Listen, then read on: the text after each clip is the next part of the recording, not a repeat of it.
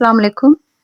ये second playlist बना रही हूँ मैं आज आप सबके लिए, जिसमें क्लास 9 का जो लास्ट वाला चैप्टर है उसको ऐड किया है मैंने।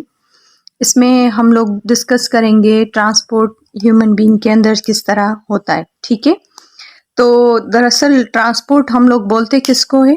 ट्रांसपोर्ट ऐसा प्रोसेस है जिसके अंदर मटेरियल जो है one place to another place तक ट्रांसफ़र हो जाए। अब अगर देखा जाए कि सपोज ट्रांसपोर्ट हो रही है, तो ट्रांसपोर्ट में हमारे पास यहाँ पर दो सिस्टम को बताया जाता है जिसमें मटेरियल क्या होता है, ट्रांसपोर्ट होता है। अब देखिए यहाँ पर जो दो सिस्टम्स यहाँ पर डिस्कस किए जाते हैं बुक के अंदर, क्लास 9 का, ये पंजाब टेक्स्ट बुक बोर्ड से लिया गया है पैराग्राफ। तो ब्लड जो होता है, एक तो हमारे पास सर्कुलेटरी सिस्टम को लिया जाता है और दूसरा हमारे पास लिम्फेटिक सिस्टम को लिया जाता है। अब ब्लड सर्कुलेटरी सिस्टम तो समझ में आ रहा है कि उसके अंदर ब्लड सर्कुलेट करेगा, ठीक है।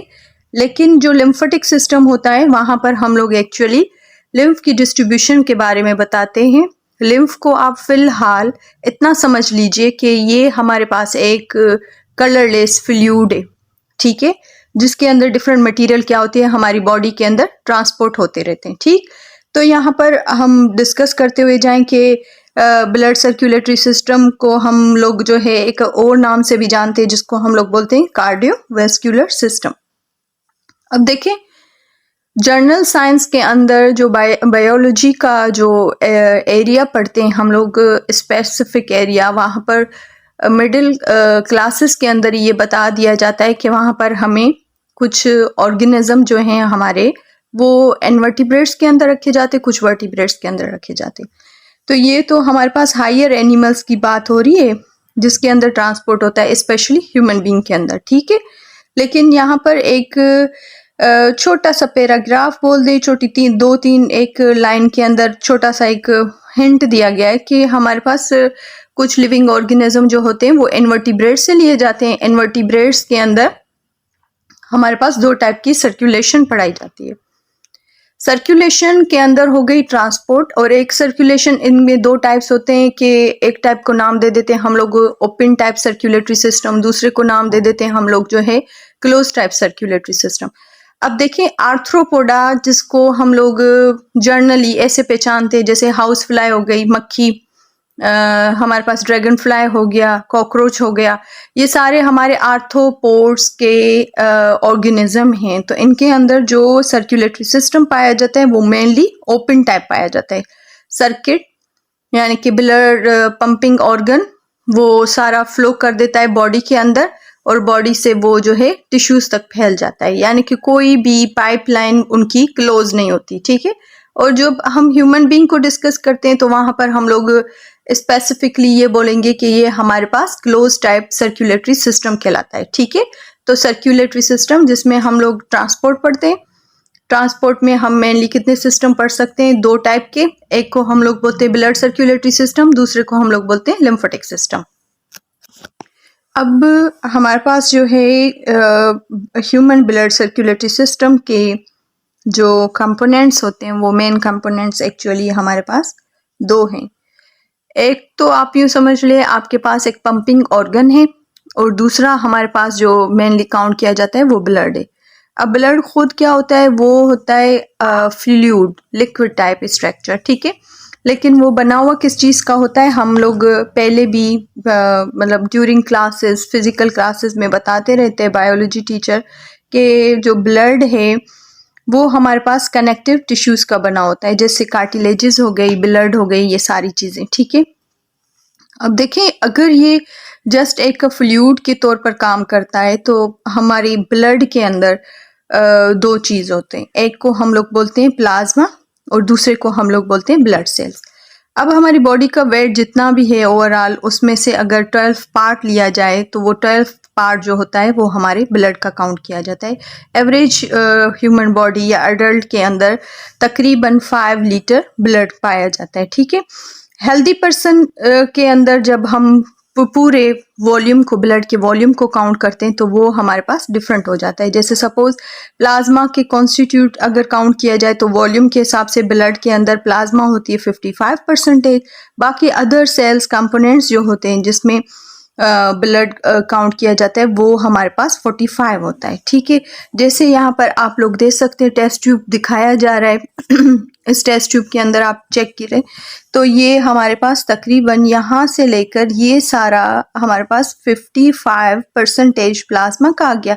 बाकी जो 45% बच रही है वो सारी की सारी हमारे क्या होगी, वाइट ब्लड सेल, प्लेटलेट्स और रेड ब्लड सेल्स के अंदर हम इनको रखते हैं। ठीक है, तो अब हम लोग आते हैं इसकी तरफ के प्लाज्मा के अंदर कौन कौन से मटेरियल या कौन कौन से कंपोनेंट्स या कौन कौन से केमिकल सब्सटेंस पाए जाते हैं।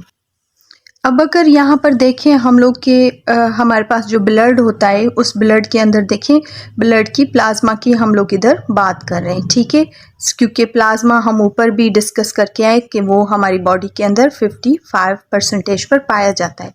अब देखिए प्लाज्मा जो है एक्चुअली उसके अंदर प्राइमरीली वाटर तो मौजूद होता है, लेकिन उसके अंदर फिर भी वाटर के साथ बायोकेमिकल सब्सटेंस मौजूद होते हैं जिनको हम लोग काउंट कर सकते हैं। प्रोटीन्स, साल्ट्स हो गए, मेटाबोलाइट्स हो गए, वेस्ट हो गए, डिजॉल्व होते हैं ये सारे उसके अंदर। ठीक है, अब प्लाज्मा के अंदर अगर 100% प्लाज्मा की ले लें तो उसके अंदर 90 to 90% तक वाटर पाया जाता है, बाकी 8 to 10% डिजॉल्व सब्सटेंस पाए जाते हैं, जिसमें साल्ट हो गया तकरीबन उसकी बुक के अंदर परसेंटेज 0.9 है परसेंटेज के हिसाब से, वेट के हिसाब से सोडियम क्लोराइड हो गए, टेबल साल्ट हो गए, बाइकार्बोनेट्स वो भी साल्ट के अंदर ही आते हैं अमाउंट सारे, calcium, magnesium, copper, potassium and zinc जो होती हैं वो हमारे ट्रेस अमाउंट के तौर पर पाया जाता है। ठीक है, और ये चेंजेस कंसंट्रेशन की मेनली जो चेंज काउंट की जाती है ब्लड की पीएच के अंदर वो एक्चुअली साल्ट की वजह से आ सकती है। और पीएच अगर ब्लड की नॉर्मल पीएच की बात करें तो वो हमारे पास मौजूद है 7.4। ठीक है, अब देखें ऊपर भी हम लोगों ने डिस्कस किया कि इधर हमारे पास प्रोटीन मौजूद होते हैं, तो प्रोटीन में तकरीबन हमारे पास जो अमाउंट या परसेंटेज मौजूद है वो 79% तक प्लाज्मा के अंदर मौजूद होती है। अब देखें प्रोटीन तो मेनली बहुत सारे अकसाम की पाई जाती है। ठीक है, जैसे अमाइनो एसिड पढ़ते हैं हम लोग के वो 20 टाइप के बनते हैं, फिर उनमें से डिफरेंट अमाइनो एसिड जनरेट होते हैं, अल्फ़ाबेटिकली वो 20 होते हैं। तो प्रोटीन्स जो होती हैं यहाँ पर हमारी बॉडी के अंदर प्लाज्मा के अंदर जो प्रोटीन पाई जाती है उनमें से कुछ जो होती है प्लाज्मा के अंदर एंटीबॉडीज के तौर पर काम करती हैं, कुछ जो है फिब्रिनोजेन ब्लड क्लॉट प्रोटीन होती है, जो अगर खून कहीं चोट लग जाए, बह रहा है तो उसके क्लॉटिंग फैक्टर जिसको हम लोग बोल सकते हैं कि वो हमारी बॉडी का फिब्रिनोजेन है। एल्ब्यूमिन एब्जॉर्ब करता है डाइजेस्टिव सिस्टम के अंदर। बाकी जो वेस्ट नाइट्रोजिनस वेस्ट मटेरियल होते हैं जैसे अमोनियम हो गया, यूरिया हो गया, यूरिक एसिड वो इधर से बनेगा। दूसरे हमारे नाइट्रोजन के जो अगर प्रोटीन की बात करें तो देखिए प्रोटीन के अंदर carbon, hydrogen, oxygen, nitrogen, sulphur, phosphorus मौजूद होता है। तो वही नाइट्रोजन हमारे पास किस चीज़ को बनाने के रिस्पॉन्सिबल हो जाते हैं, हार्मोन्स के भी बनाने के होते हैं।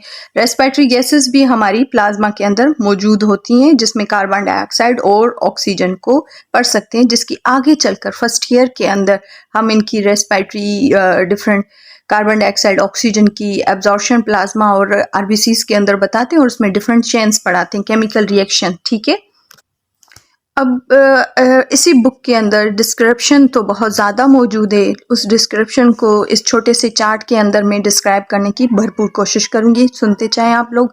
देखें कि हमारे पास जो कंपोजिशन ब्लड की है वो एक्चुअली हमारे पास जो है वो प्लाज्मा जो है वो हम पीछे पढ़ के आए उसके पैराग्राफ की मदद से ही। ठीक है, अब हमारे पास आ जाती है सेल्स के टाइप्स। ठीक है, सेल के टाइप्स के अंदर हमारे पास मेनली 3 टाइप के सेल होते हैं, जिसमें 2 तो सेल कहलाते हैं, प्लेटलेट्स जो होते हैं वो होते हैं फ्रेगमेंट होते हैं सेल के, दरअसल वो खुद लार्ज सेल के फ्रेगमेंट्स होते हैं, लेकिन वो खुद को उनको हम लोग एज अ सेल कंसिडर नहीं करते।